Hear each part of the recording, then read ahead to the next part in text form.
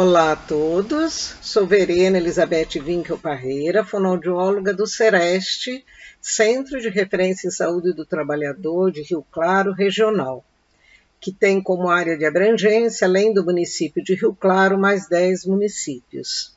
O CEREST é referência a estes municípios nas questões relacionadas à área de saúde do trabalhador, tanto para atendimento como de vigilância em saúde do trabalhador. No CEREST, nós contamos com os seguintes profissionais: médico do trabalho, fonoaudióloga, enfermeira do trabalho, fisioterapeuta, terapeuta ocupacional, engenheiro do trabalho, técnico em segurança do trabalho. Também temos um conselho gestor e a Comissão Intersetorial de Saúde do Trabalhador e da Trabalhadora, CIST. O Centro de Referência em Saúde do Trabalhador de Rio Claro realiza atendimentos e orientações a quaisquer trabalhadores, sejam eles funcionários públicos, da iniciativa privada, aposentados, desempregados, autônomos, que tenham uma suspeita ou já comprovada uma doença ocupacional, ou estejam expostos a riscos ocupacionais à sua saúde. Também são realizadas ações de vigilância em ambientes de trabalho e educação em saúde do trabalhador. Então, a voz, o que é a voz? É o veículo dos nossos sentimentos e emoções, já desde o início da nossa vida. É um dos meios de interação mais poderosos do indivíduo e se constitui no modo básico de comunicação entre as pessoas. Ela é responsável por uma porcentagem muito grande das informações contidas em uma mensagem e revela muito sobre cada um de nós. A definição de distúrbio de voz relacionado ao trabalho é qualquer forma de desvio vocal diretamente relacionado à atividade profissional, que pode diminuir, comprometer ou até mesmo impedir a atuação e ou a comunicação do trabalhador, podendo ou não haver uma alteração orgânica da laringe. Aqui eu trago uma reflexão sobre a questão da voz do professor, a importância da voz do professor. O prestígio do professor se viu abalado nas últimas décadas e os resultados têm sido desastrosos. A sociedade moderna, tecnológica e de consumo rápido até pensou que poderia prescindir da figura do docente em carne e osso, substituindo por um mecanismo virtual e mais barato, embora pouco humanizante. Grande engano. Saber o que e como dizer aos alunos, saber se o objetivo da aula é oferecer formação ou informação, ou ainda, motivar os alunos para determinada tarefa é importante ao ensino. Nesse sentido, um dos principais recursos do professor é a comunicação, particularmente por meio da sua voz. A voz do professor chama, acalma, contém, transmite, dirige, alerta, orienta e acolhe. A voz do professor ensina. A voz, portanto, é um elemento crucial na viabilização do trabalho docente. O funcionamento vocal apropriado, ele favorece a efetividade da comunicação em sala de aula, ele colabora para a autoestima docente e contribui para a habilidade de aprender do aluno. Portanto, é imprescindível que a voz seja inteligível, acessível, motivadora, assertiva e eficaz. E a habilidade de manter a atenção dos alunos pode ser prejudicada caso a voz apresente monotonia, fraqueza, tensão sistemática, desvio da velocidade e desvio da fluência na fala. A voz profissional é, portanto, altamente exigente em termos comunicacionais. O seu bom funcionamento é um requisito básico para a profissão. A voz do professor, ela já é apontada por ele mesmo como um de seus principais recursos de trabalho. Permite transmitir os conhecimentos e pode favorecer o processo ensino-aprendizagem. Com boa qualidade vocal associada a posturas, atitudes e a expressão não verbal, pode interferir de uma maneira positiva ou negativa no interesse e participação dos alunos durante as aulas. Porém, a falta de conhecimento sobre o mecanismo de produção da voz e os cuidados relacionados à saúde vocal, somada a condições desfavoráveis do ambiente de trabalho, tornam o professor um profissional de risco para desenvolver um problema de voz. Os sinais, então, que podem indicar o início ou a presença de alterações vocais. O enfraquecimento ou perda de voz no final do período diário de aula. A voz mais rouca na sexta-feira e de boa qualidade após o descanso no final de semana. Quebras na voz durante as explanações corriqueiras. Voz rouca por vários dias.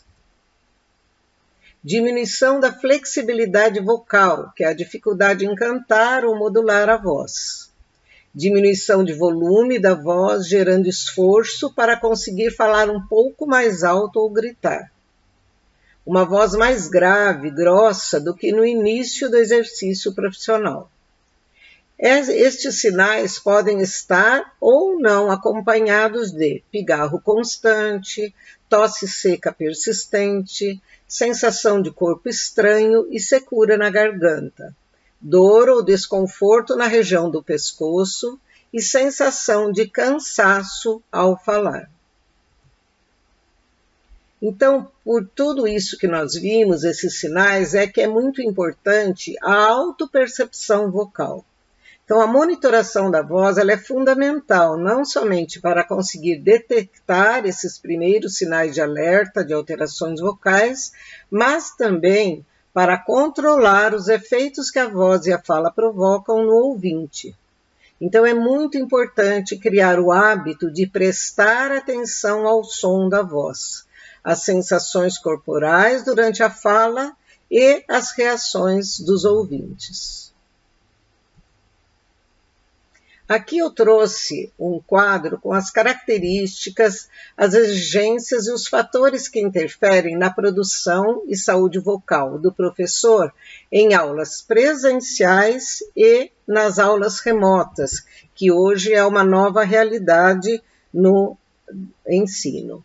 Então, no ensino presencial, os instrumentos essenciais de trabalho são o próprio corpo e a voz. O ruído externo e interno interfere, ocorre o pó de giz, a poeira, produtos químicos, a sobrecarga de trabalho, as salas lotadas, necessidade de falar alto, uso excessivo da voz, um ambiente estressante, a fiscalização contínua, baixa autonomia e carga horária intensa.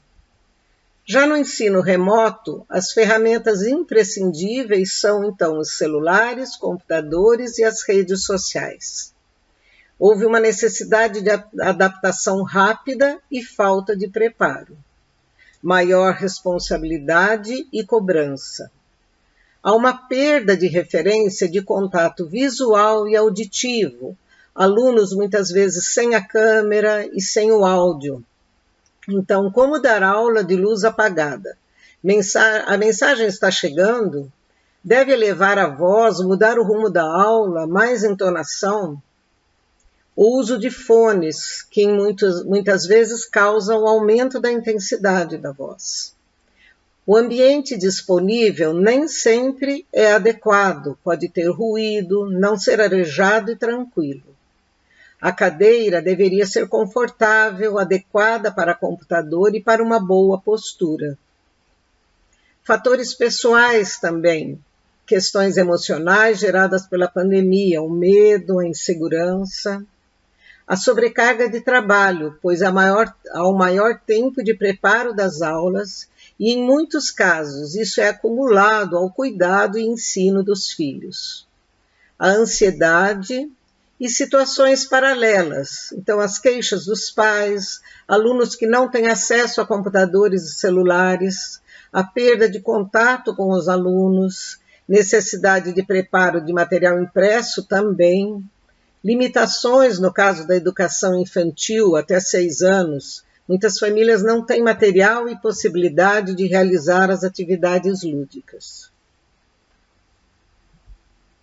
Agora, nós vamos trabalhar alguns aspectos relacionados à anatomia, fisiologia da voz, para que nós possamos entender posteriormente a questão dos exercícios e as orientações de cuidados relacionados à voz. Então, aqui nós podemos ver a boca, né, a língua, o céu da boca. Aqui nós temos a traqueia e esse tubo na parte anterior do pescoço é a laringe. Esse tubo que vem desde o nariz na parte posterior é a faringe. Aqui na laringe é que estão as pregas vocais. Existe a correspondente do outro lado. Quando eu estou respirando, o ar entra, sai, passa pelas pregas vocais que estão afastadas. Quando eu estou produzindo a voz, ele passa pelas pregas vocais, elas se aproximam e vibram. Esse som que é produzido aqui na laringe, ele é um som de baixa intensidade. E ele vai percorrendo todo um caminho até ele sair pelo nariz ou pela boca. Nesse caminho, ele vai sendo amplificado por estas por uma caixa de ressonância, que é a própria boca, a laringe, a faringe, o nariz e os seios paranasais.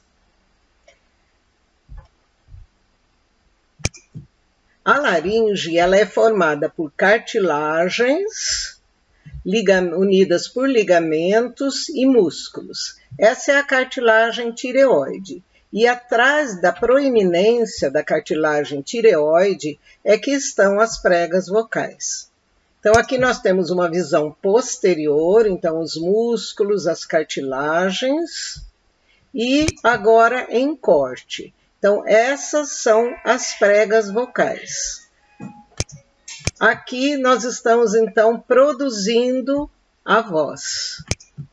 É esse o movimento que elas fazem. Elas se aproximam e vibram, produzindo, então, o som.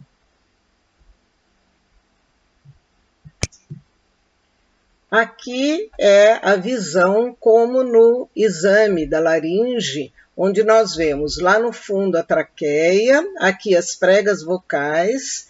Nesta visão, o ar está entrando e saindo. Eu estou inspirando e expirando. Se eu produzir a voz, as pregas vocais vão se aproximar e vibrar, né?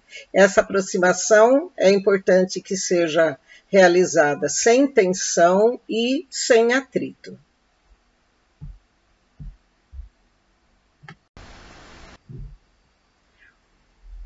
Os ombros e o pescoço, que são regiões próximas à laringe, eles apresentam-se sempre mais tensas, essas regiões, com as pressões do dia a dia. Por isso, é muito importante realizar alongamentos e movimentos de relaxamento específicos para estas regiões. Alongamentos. Os alongamentos nós devemos fazer mantendo aquela posição de 15 a 45 segundos. Assim que se coloca na posição, não é para sentir dor. Se sentir, volta um pouquinho. Então, eu vou dar 2 exemplos. Este aqui, que seria, trabalha bem ombro, braços, então a gente se coloca nesta posição e conta mentalmente até 15, 20... E aí, do outro lado, a mesma coisa. Outro seria este aqui. Então, para um lado, para o outro, para frente e para trás.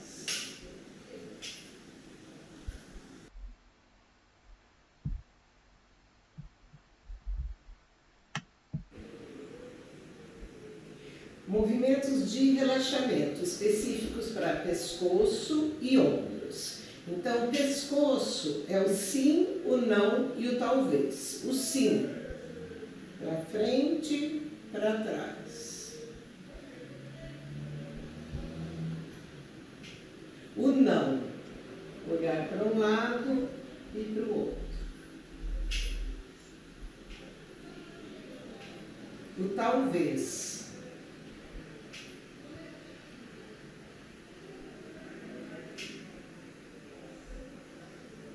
Para ombros, girar o ombro para frente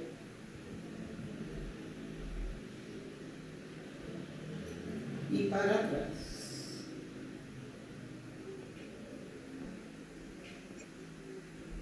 Sempre manter essa postura, o ombro girado para trás, tanto em pé como sentado no momento de utilizar a voz, porque assim libera a respiração e a postura é ereta, porém relaxada.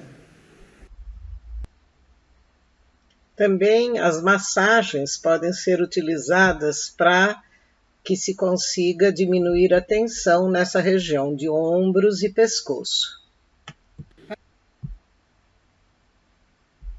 Para auxiliar no relaxamento da musculatura, nós podemos também utilizar massagens. Quando ela for feita com as mãos, sempre movimentos circulares, fazendo um pouco de pressão. Então, nós podemos realizar essa massagem no pescoço, nos ombros. Também podemos utilizar massageadores, como esse exemplo aqui. Então, podemos massagear ombros, costas, ou até mesmo essas bolinhas mais crespinhas. Então, nós podemos massagear rosto, pescoço e numa parede os ombros, as costas, rolando a bolinha. A respiração. Como nós vimos, a respiração ela é a base para a produção da voz. Durante a inspiração nasal, o ar passa pelo nariz, é umedecido, aquecido e limpo. E na fala, a inspiração acontece pelo nariz e pela boca. Ela vai ser nasal apenas nas pausas mais prolongadas, né? Na fonação, nós utilizamos o ar, então, que é expulso pelos pulmões. Portanto, nós necessitamos ter uma coordenação entre o ar que entra e o que sai, mantendo um padrão respiratório ritmado, sem tensões desnecessárias, sem elevação de ombros ou apertando o pescoço e com expansão da caixa torácica. Então, conforme está sendo ilustrado nas figuras, quando nós inspiramos, acontece a abertura das costelas inferiores com a distensão e o abaixamento do diafragma e o alargamento vertical e transversal da caixa torácica. Na expiração, o diafragma relaxa e o ar é então expelido. Seguem, então, alguns exemplos de exercícios de respiração. Então, sendo a respiração a base para a produção da voz, é muito importante treinar a respiração adequada. Então, seguem alguns exemplos de exercícios de respiração. Inspira, segura e solta.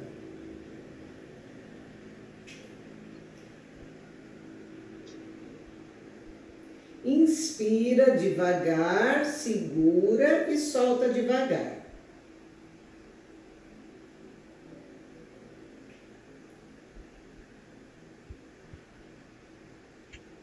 Inspira devagar, segura e solta rápido.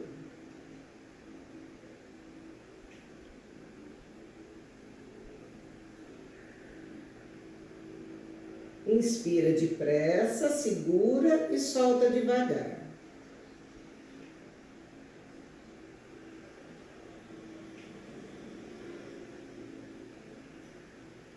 Inspira contando tempos, segura contando tempos também e solta contando. Então, vamos começar com 3 tempos.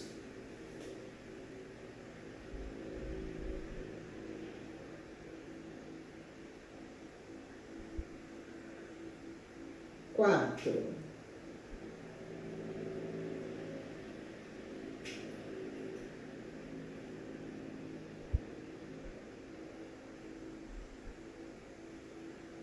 E assim aumentando a quantidade de tempos para aumentar o controle de saída de ar.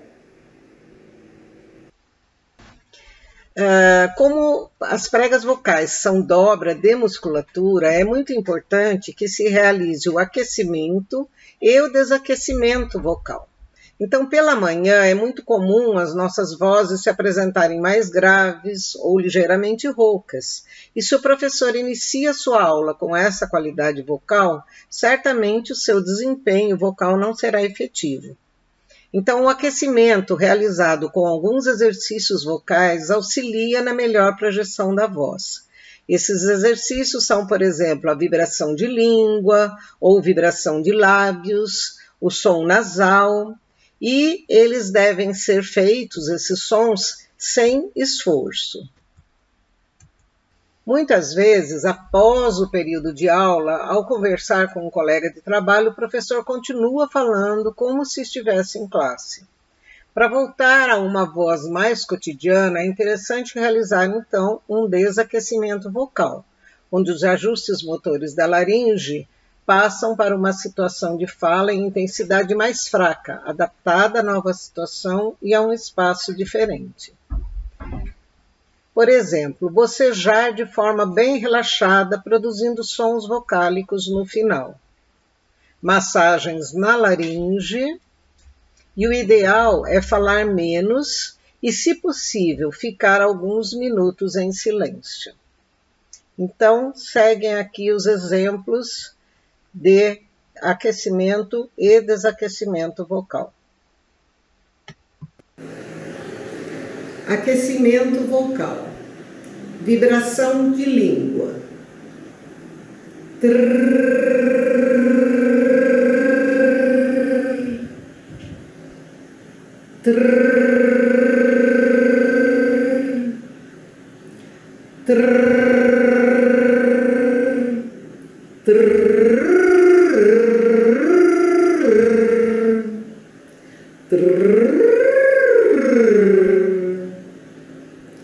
Tranca,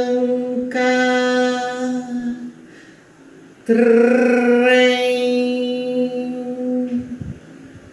trinco,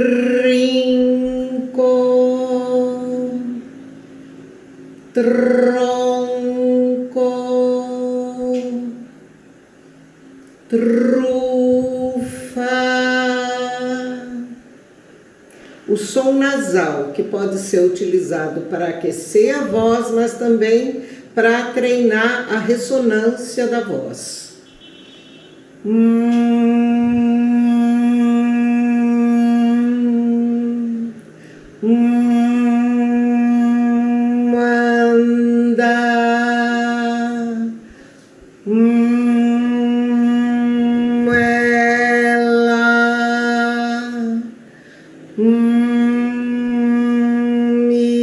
Imitando,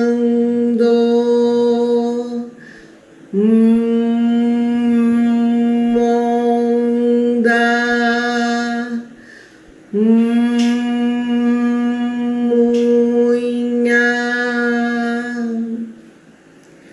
Desaquecimento vocal. Podemos utilizar a massagem na laringe.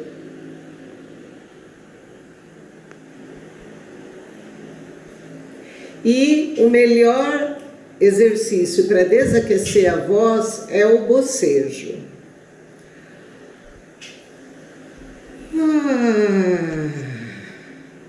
E se surgir a vontade de bocejar, aproveitar espontaneamente.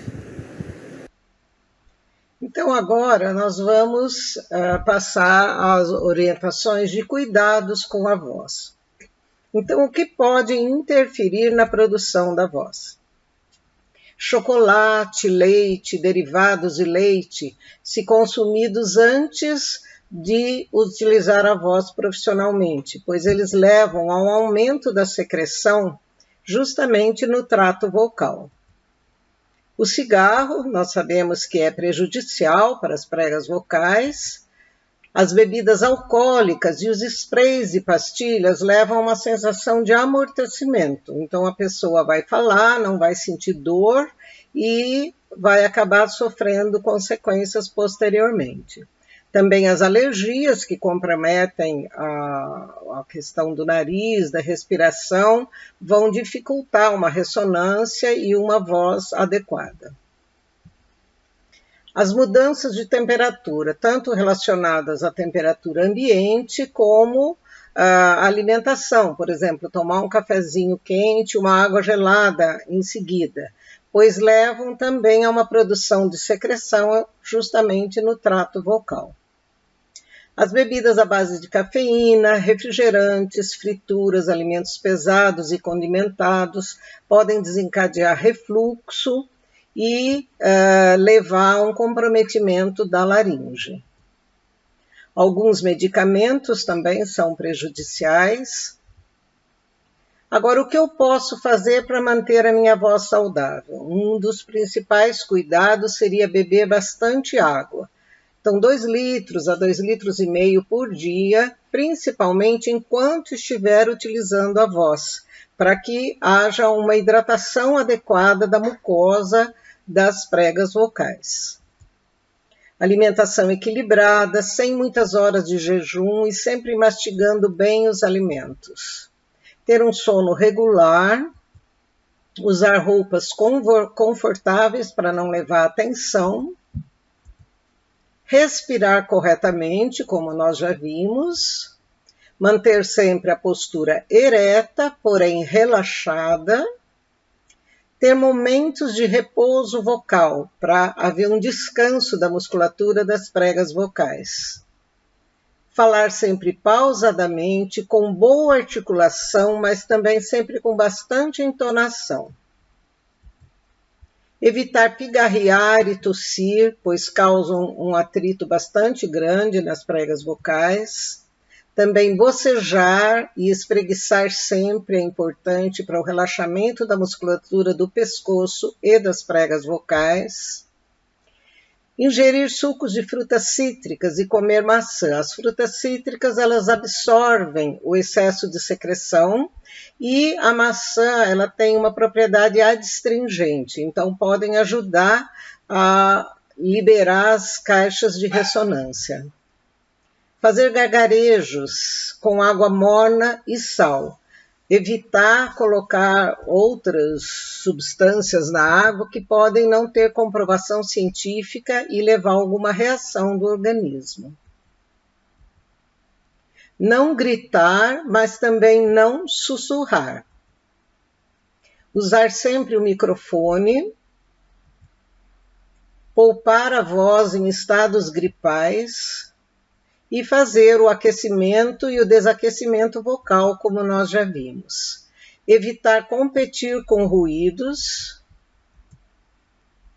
Bom, ficam aqui, então, algumas sugestões de cuidados relacionados ao impacto do ensino remoto, que é uma realidade da atualidade, né?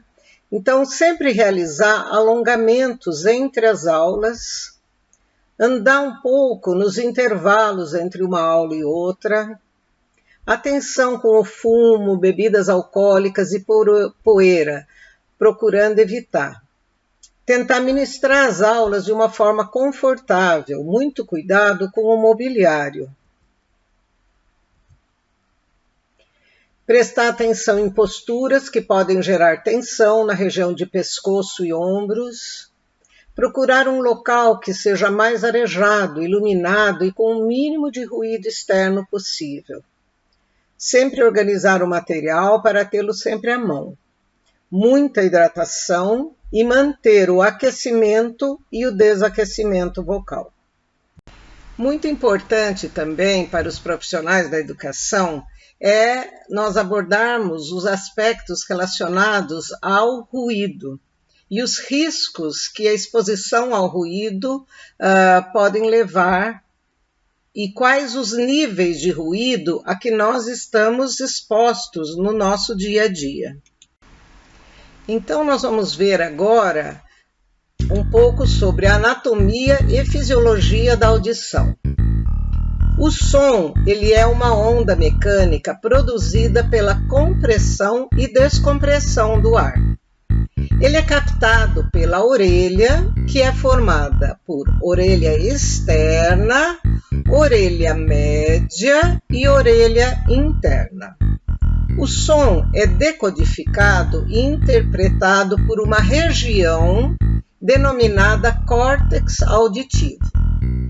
As ondas sonoras, então, elas atingem o conduto auditivo externo e o tímpano, que é uma membrana bastante fina. E ela entra em vibração pelas variações de pressão. Essas vibrações são transmitidas a um conjunto de 3 pequenos ossos: o martelo, a bigorna e o estribo. As vibrações alcançam, então, a orelha interna, que tem o formato de um caracol, onde existem pequenos cílios e um líquido que facilita a propagação do som. As ondas mecânicas são transformadas em estímulo elétrico e, através do nervo auditivo, os sinais chegam até o cérebro. Aqui nós temos um quadro que mostra os níveis de ruído e a que correspondem. Então, por exemplo, um escritório teria em torno de 50 decibéis. A voz humana normal, 60. Já a voz humana alta, 70 decibéis. A buzina de um carro, 100 decibéis. Boates, indústrias podem chegar a 120 e o limiar da dor está em 130 decibéis.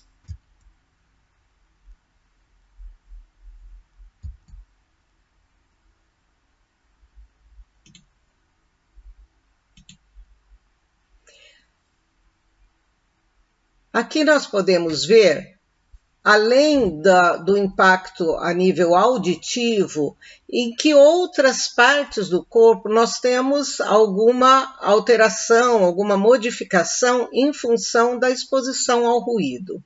Então, nós temos dilatação das pupilas, um aumento da produção de hormônios da tireoide, aumento do ritmo de batimentos cardíacos, aumento da produção de adrenalina e corticotrofina, contração do estômago e abdômen, reação muscular e contração de vasos sanguíneos.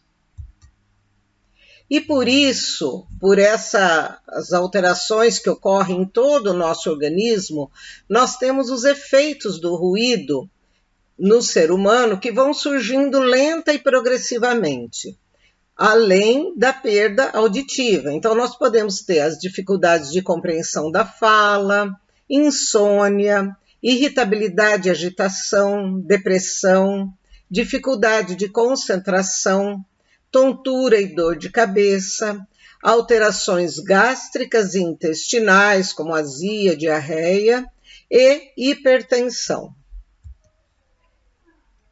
Fica aqui, então, o meu muito obrigado e a nossa referência, o nosso endereço, telefone, caso haja necessidade de um contato ou alguém que queira uma orientação, fazer um acolhimento no Sereste, nós estamos à disposição. Muito obrigada.